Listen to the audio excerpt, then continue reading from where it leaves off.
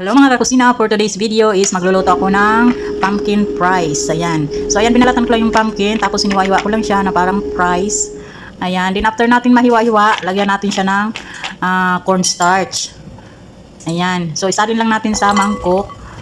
So nilagay ko pala muna yan sa ref mga kakusina ng mga 1 hour para medyo malutong yung ating pagkaluto mamaya.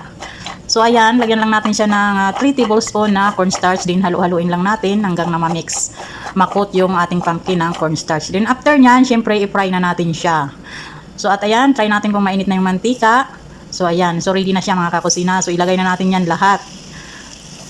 So dahan-dahan lang para hindi matalsik yung ating mantika. So ayan, hayaan lang natin siya dyan para iwasan natin halu-haluin para hindi siya madurog. Kasi malambot ang pumpkin, di ba? Ayan. So hintayin lang natin siya na mga golden brown. So ayan.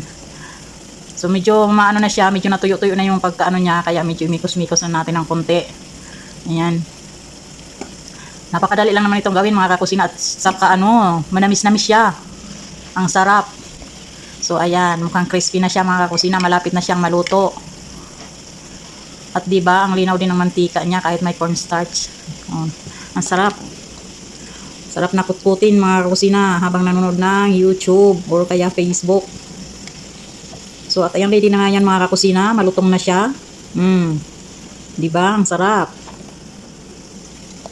So hanguin lang natin at palamigin ng konti dahil mainit pa naman yan kainin. So ayan na. O 'di ba? Ready na siya. At isali na natin ulit para ilagyan ko ng towel ay tissue para ma-drain yung mga excess na oil.